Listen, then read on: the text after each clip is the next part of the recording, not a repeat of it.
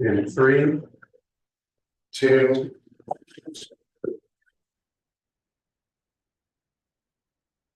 3, 2, 1, action. Good evening, everyone. I would like to welcome everyone to the October 24th, 2024 work session of the Hilton Harmon Union Free School District Board of Education. Item 1.2, approval of the agenda. Recommended action be resolved that the Board of Education hereby approves the agenda as presented. Second. Question? All in favor? Aye. Opposed? Abstained? Motion carries. We will now move into our work session.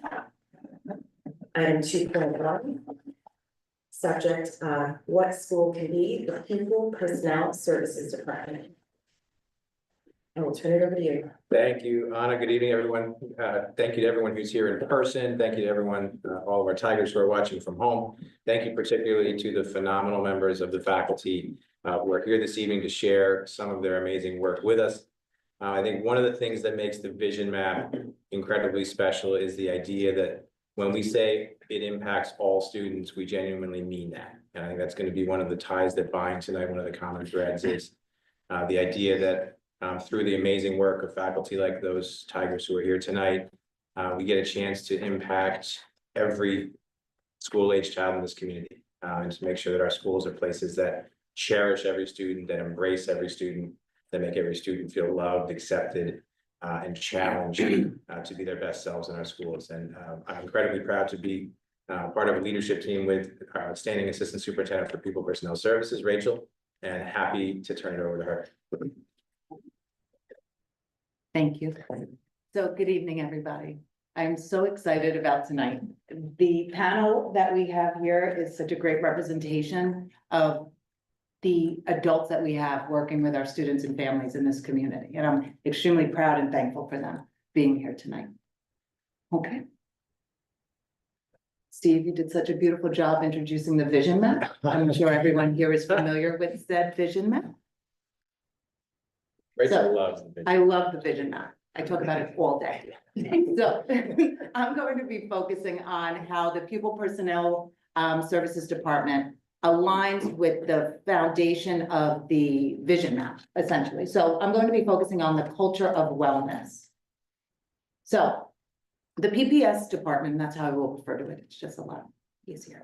You know, our priorities include setting the foundation for our students and families by connecting them and supporting them through a sense of community and through our programs and supports.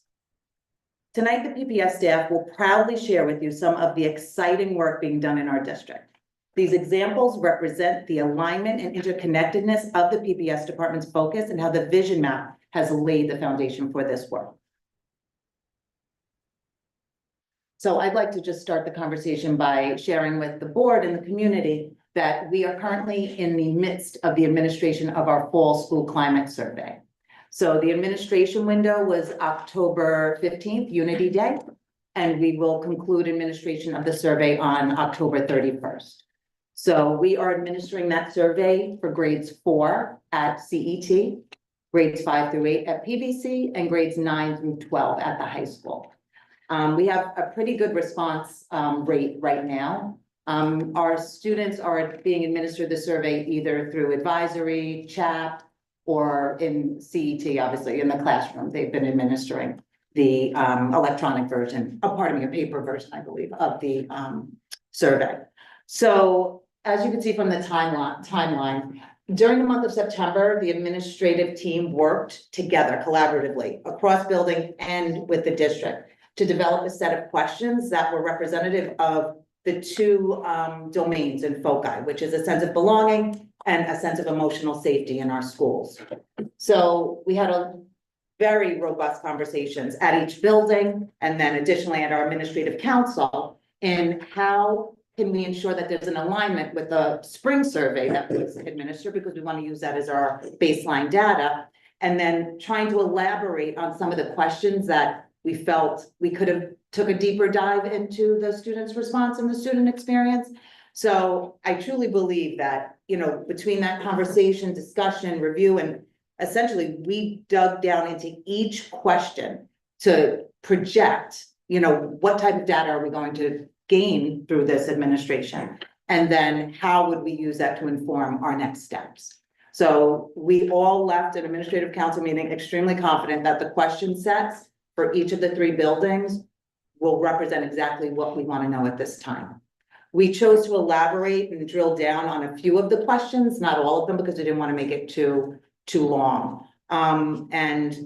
We hope that it'll give us a clearer, shine a light into some of the original responses that we received with the agreed, somewhat agree, so we dug down a little bit deeper on some of the questions. So our plan is that after the administration window is closed, there will be meetings to discuss the data at the building level, building and district level, and then across all 3 buildings. This is just a little snapshot of the survey as the students would see it. So last year in the spring administration, some people had voiced concerns that the students were not 100% honest in their responses because they were concerned that there was they didn't believe there was anonymity in their responses. So, we reassured them, all the building leaders communicated to the teachers that we need to be very clear to our students that this is an anonymous survey. We are not linking any email addresses. We offered QR codes for students as well, because we do have some grades at the middle school that are using iPads. So we thought that would be a good option for them, the QR code. And then the other grades were administered this through a Google form. So I would just like to make note that on the CET survey, now these 4th graders, it's the first time they're being administered a survey. So we worked really hard to ensure that we provided them with developmentally appropriate definitions of some of the words that they may not be used to using, such as race and culture. And so that they can, understand the difference between the 2. And the teachers, the classroom teachers administering the survey also did some teaching into the survey as well. We also added a developmentally appropriate version of race and culture for the middle school too, because we felt like maybe the 5th and 6th graders may need just a clearer understanding of the terms prior to administration. So as I had mentioned, we are continuing to focus on emotional safety and a sense of belonging. And what you'll see in the orange diagram is the definition of emotional safety and sense of belonging. And that is included in the actual survey for the students. When it breaks into the emotional safety questions, there's a clear definition for the students before they start to look and respond to said questions, and similarly to the sense of belonging. We wanted to ensure that everyone had a clear understanding so that they could do their best to align their responses to what we've provided them.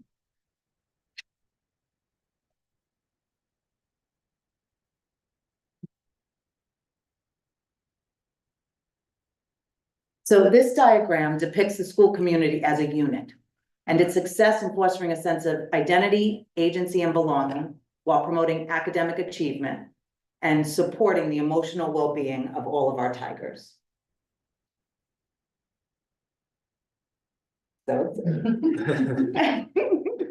So the Aspire experience. So Miss Nicole Damasio is a first-year special education teacher at PVC, and she is the lead teacher in our Aspire program. So Aspire stands for Active Student Participation Inspires Real Engagement. We come up with catchy, catchy acronyms. Keeps you excited. All right, Miss Damasio.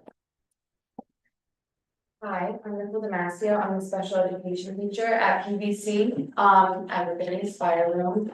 The Aspire class allows students to foster, develop, and strengthen their social, emotional, and daily living skills that they will utilize in various settings. In the morning, I have 7 students in my class and we focus on math and ELA. We adjust the instruction based on their unique strengths and needs. And we like to keep kids moving around the building, moving around the classroom, so we do scavenger hunts around the building for math, we do little games, we like to keep them up and moving, not just sitting down and taking notes all day. So there's a time built into the schedule between math and ELA for movement breaks. The kids go outside and run, they either play tag with teachers or we run the track, and you can do it too, you don't need a movement break. And it really helps them get focused for ELA and just get a little refresh. Video. Yeah. Just good. Is there a video in there? Yeah, there is. You think I could give that?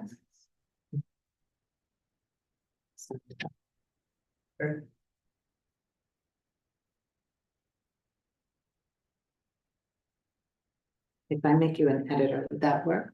Yes, you share the video file. That I don't know how to do.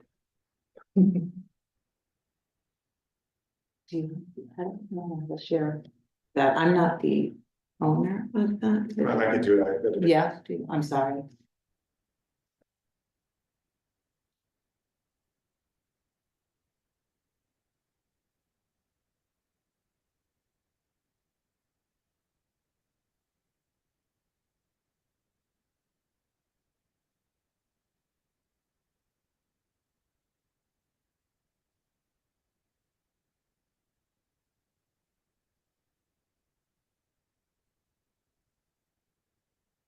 Now is a good time for a superintendent joke.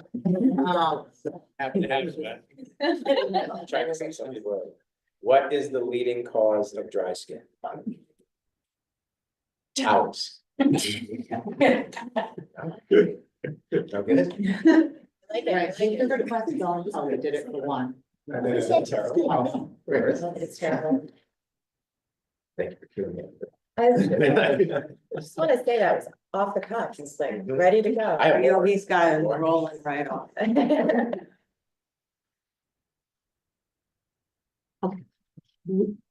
worked. Yeah. No, So- okay, we will unblock that and share it with you at a later time. So. These photos look wonderful. I mean, I'm not just saying that, the photos look amazing. They always, I mean, our students look really happy. The issues, the So- permission for the videos, not the. I don't know. Not the media. It's okay, it's okay. We'll release it, that's fine. Because I have. Sunday. All right, you want me to go next?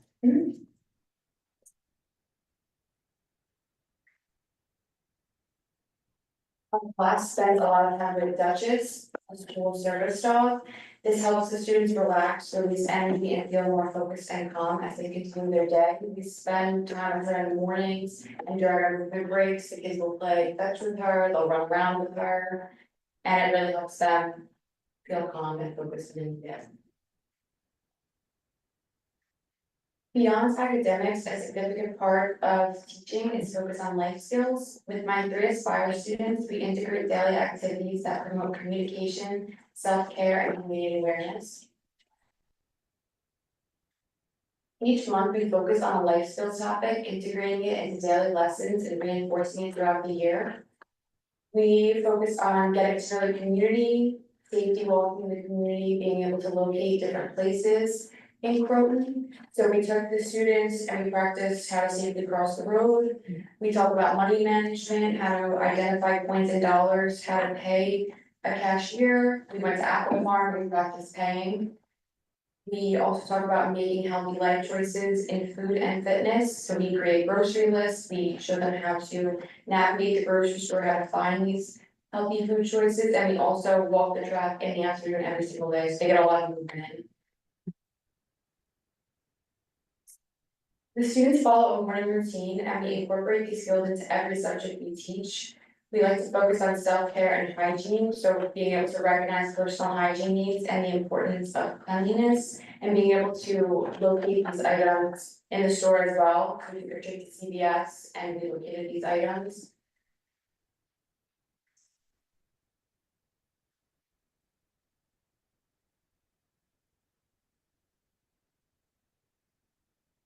The other one that we focus on is domestic skills. So being able to understand the concept of different household chores and responsibilities. The students have class jobs that they apply for, so they have to fill out a job application, and they take each other very seriously. They also use plastic plates and bowls, so they'll just transfer their breakfast or lunch onto it to practice washing. So they'll wash the dishes, they'll wash their utensils. And we also started working in the cafeteria, so we started doing this so they can gain a hands-on experience with tasks such as preparing food, cleaning, organizing, and interacting with others in a real-world setting. Our teaching philosophy is based on active, student-focused learning, prioritizing hands-on activities instead of traditional note-taking. By understanding each student's strengths and needs, we cultivate a welcoming and dynamic classroom atmosphere.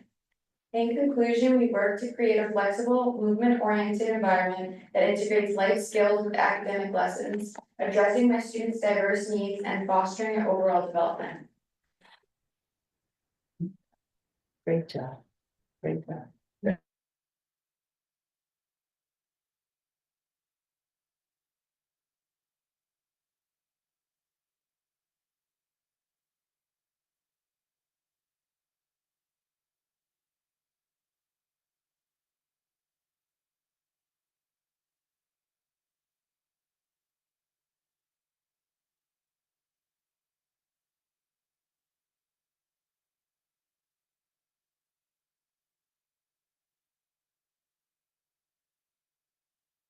And this is a checklist of this my oh yeah my one no my morning routine. Yeah, sorry about that. So those are checklists. You have to brush your teeth, use some mouthwash, and spray a chapstick, and spray the deodorant, and clean sink area and put in the candy on the shelf. Yeah, so and this is a toothpaste based on the toothbrush. The toothpaste right now, what I'm holding right now. So you have to brush your teeth always. Arbo. What are you using? Deodorant. This is mouthwash. This is toothpaste. This is toothbrush. This is chapstick. This is Deodorant.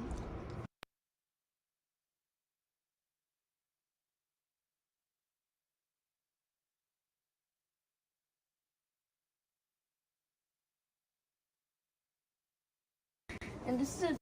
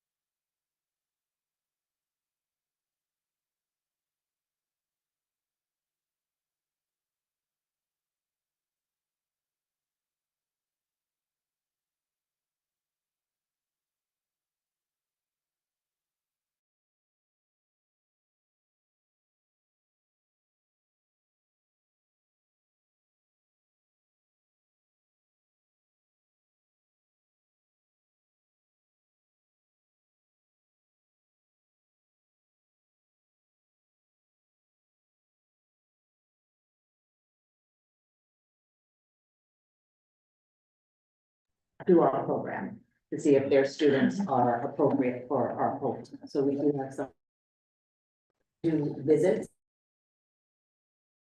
Spend the day in some of our most for coming in as a tuition-based student.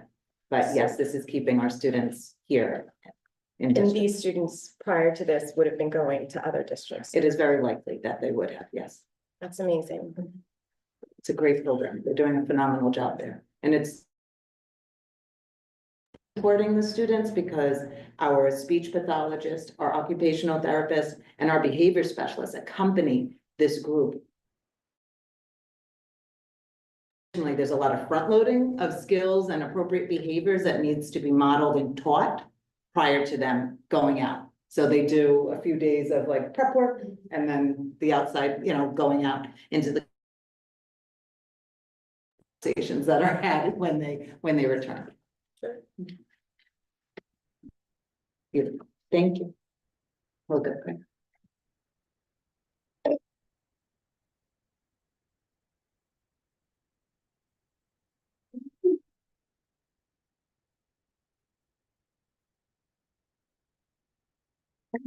So our next presentation is by Leandra Ramirez, who's a school psychologist at the high school, and Miss Cassandra Lella. She is a special education. This is her first year as a special education teacher here in Croton. And she works in the flexible support program at PBC, and Leandra is a full-time school psychologist at the flex program here. So we have such a cute title. How flexible is the flexible support program? See the capitals, flex? No, it is. So I'm Cassandra again, I'm Leandra.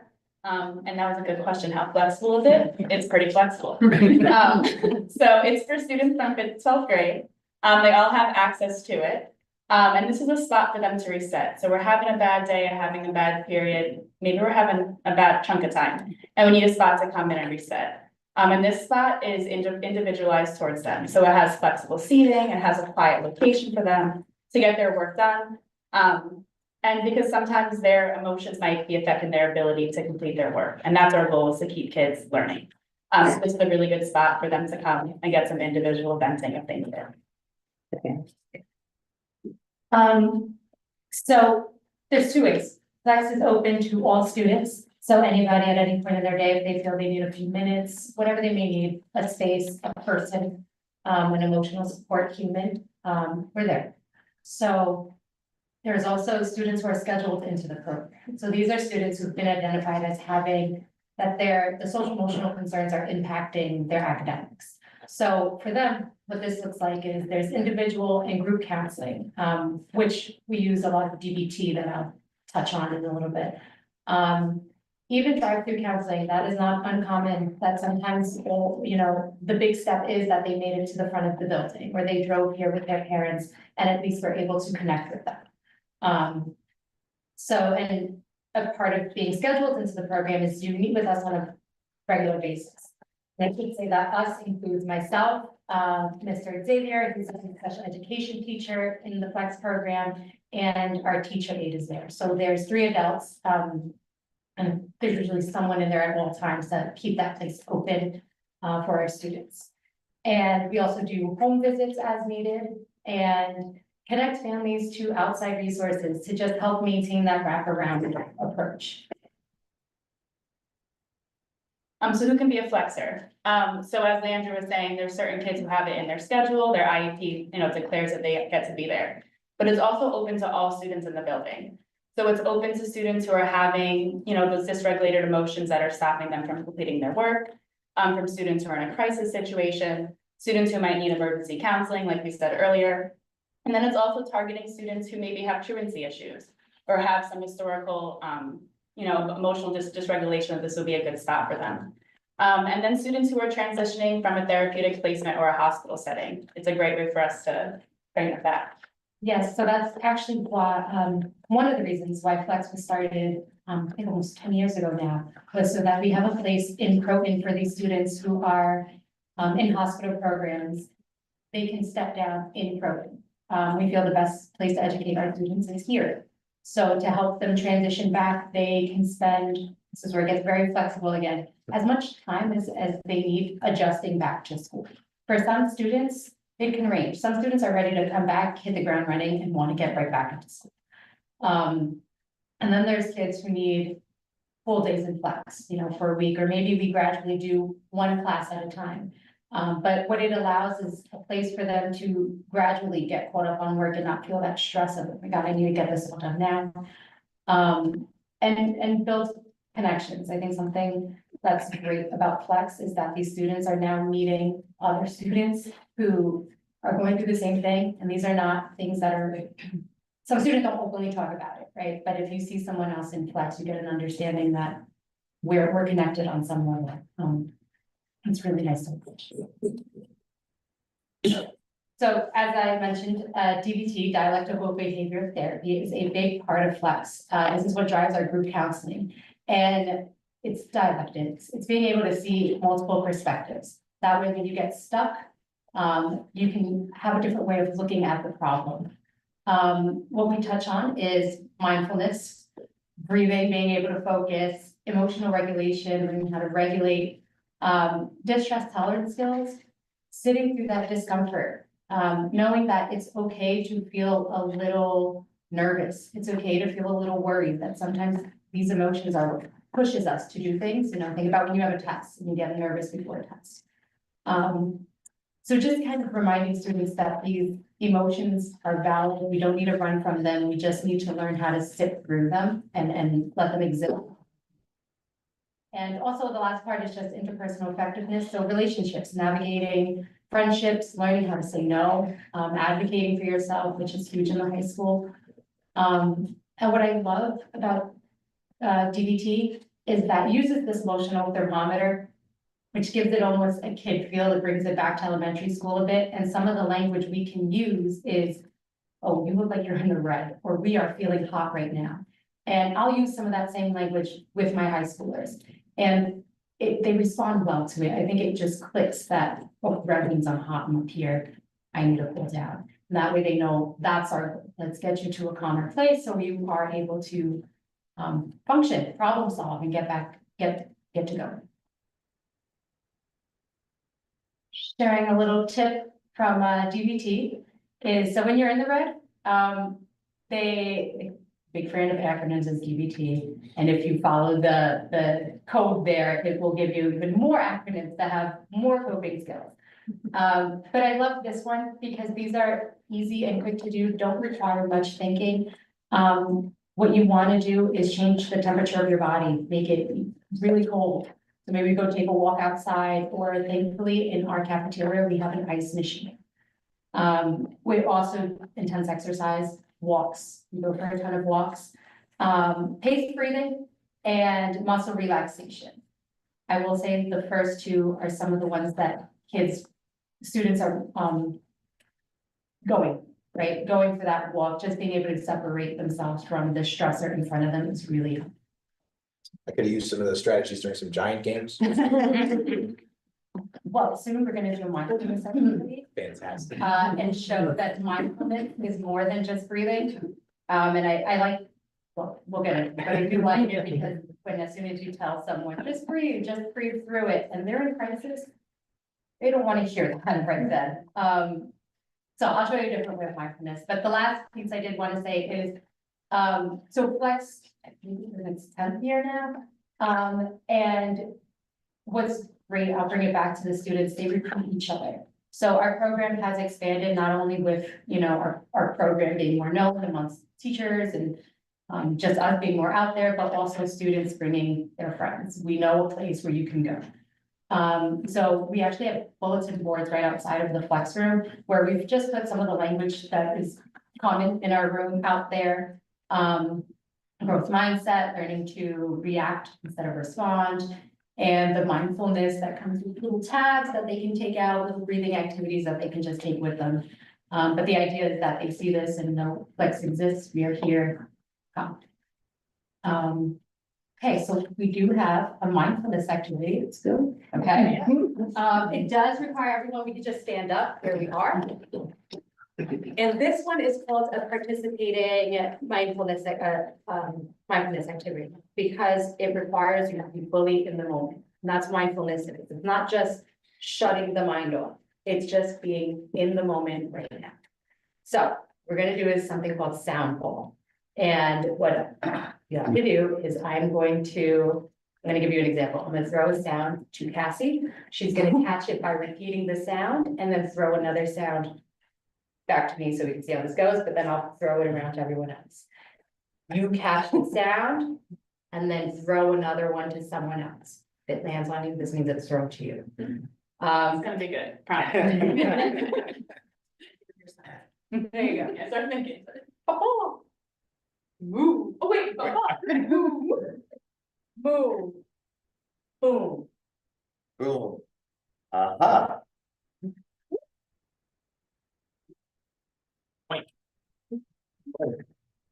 Whoosh. Whoosh. Ribbit. Ribbit.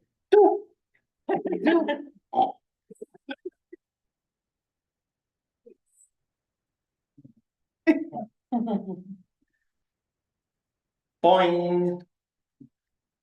Boing, smush. Smush. Meow.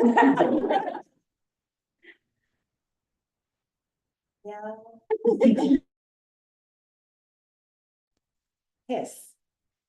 Yes. Oh. Oh. Bob.